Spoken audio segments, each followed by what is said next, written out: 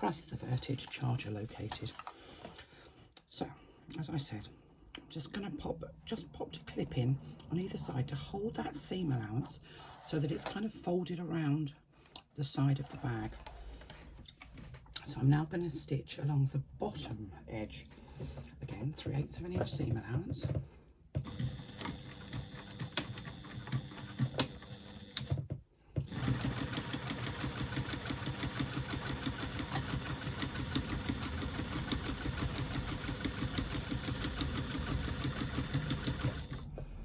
Ensuring that those folded seam allowances on both sides stay open.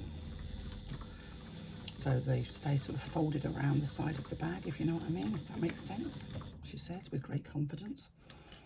I can show you in a second. So the seam allowance is folded around the bottom. So now I'm going to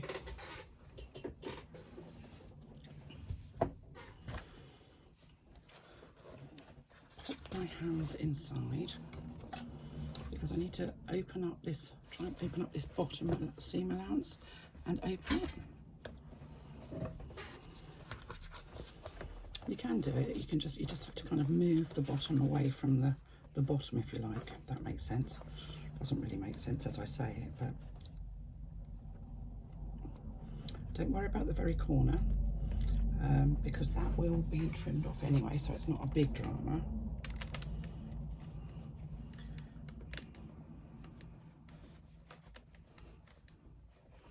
So I'm just opening up that bottom seam.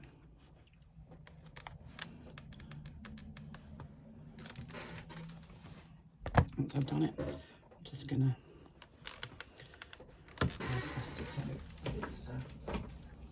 out of the way. So now I'm going to pop my hand in and I'm going to just kind of splay my fingers slightly, just get rid of the threads there. They do breed, these things. And I'm going to splay my fingers and I want this side seam that I opened to sit directly on top of this bottom seam that I've opened. And you get this kind of pointed effect.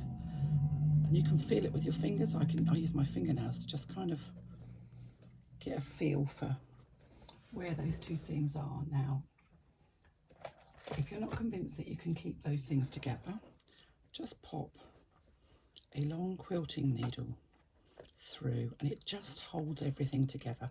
I'm not a great one for using needles or pins rather for anything, but in this instance to do a boxed corner in this fashion, that just holds those two seams together. So we're going to stitch across this corner at a 3/8 of an inch seam allowance. Now if you want to mark that up you can do. If you feel that you don't need to, then don't. So the very point of your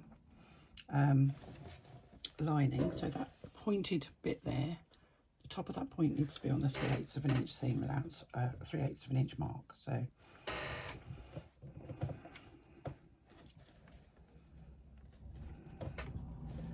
me just get that sitting perfectly.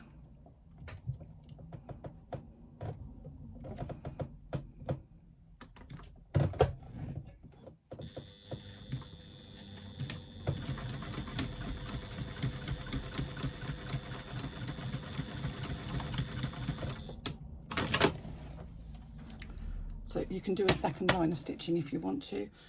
I've kind of gone backwards and forwards, so I've done a second line of stitching at the same time. Trim off the excess seam allowance, so you can see those corners have now disappeared and we have lovely open seams on both sides.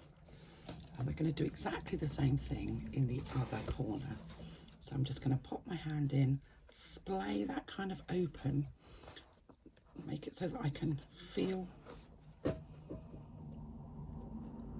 you can kind of feel where the seam is so that the bottom seam and the side seam are matching.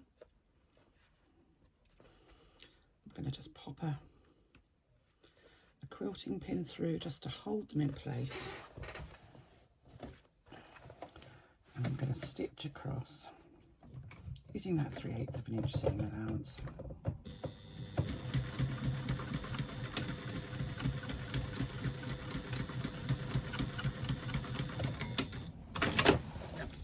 And then I'm going to trim off the excess. Remove the pin. And there we have it. Look at that.